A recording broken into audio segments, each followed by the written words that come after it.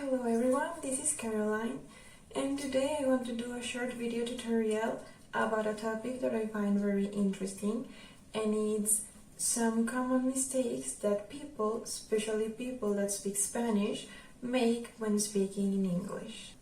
The first example that I have is when we say in Spanish, la gente es or la gente está. We say that in singular, so we tend to say the same way in English. So we usually say people is, but that's a mistake because people in English is used in plural. So we say people are. People are happy, people are nice. The second example is when we say in Spanish, yo estoy de acuerdo. Yo estoy de acuerdo. So we tend to say that in English as I am agree or I'm agree. But that's a mistake because in English the verb is to agree. In Spanish the verb is estar. Estar de acuerdo. But in English the verb is to agree. So we would say I agree with you. That would be in Spanish yo concuerdo contigo. And the negative form would be I don't agree with you, for example, or simply I disagree with you. The third mistake is when we say in Spanish, for example, yo tengo 23 años or yo tengo 30 años. The verb is tener. So we translate it like literally to English and we say I have 23 years old, and that's a mistake. The correct way to say it is I am 23 years old. So the verb would be to be some years old. The fourth example is with the word children.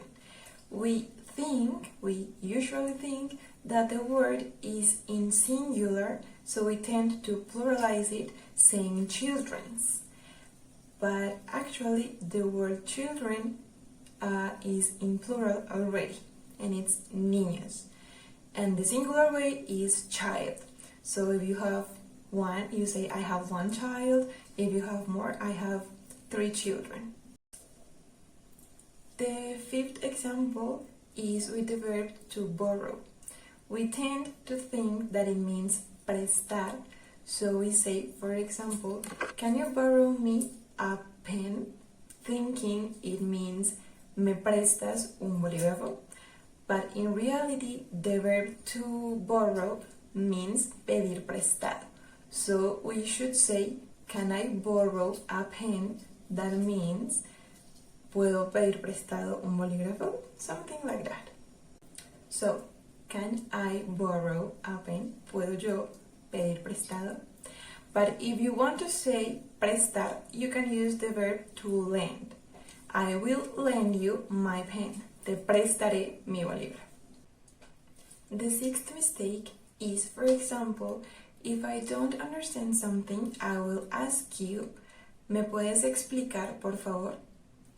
And we tend to say in English, can you explain me, please? Just like explain me, direct. But in English, we must use the preposition to after the word to explain. So we would have to say, could you explain to me, please? Or te explicaré cómo funciona.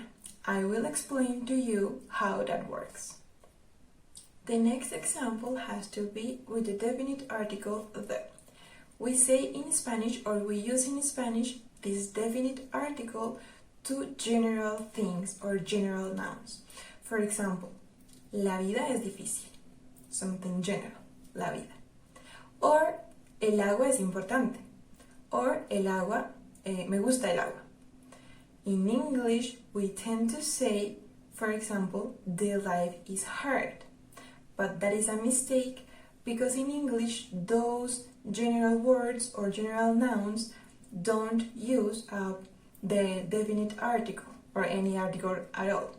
So we would say, life is hard, water is important, or I like water.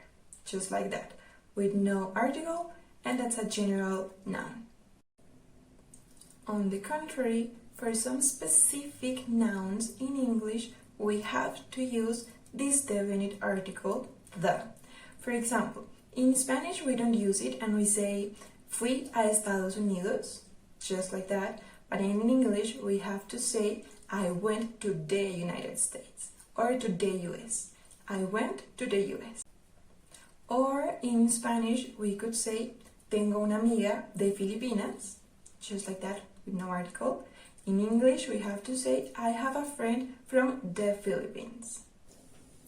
The eighth common mistake is when we say, for example, in Spanish, ella y yo fuimos al cine, and we translate it as she and me went to the movies or to the cinema, but we should say she and I went to the cinema.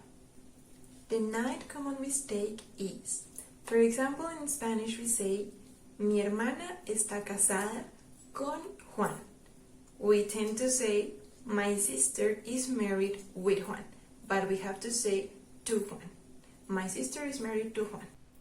And the 10th and last example for today is related to the word enough. In the first case, we use enough with a noun.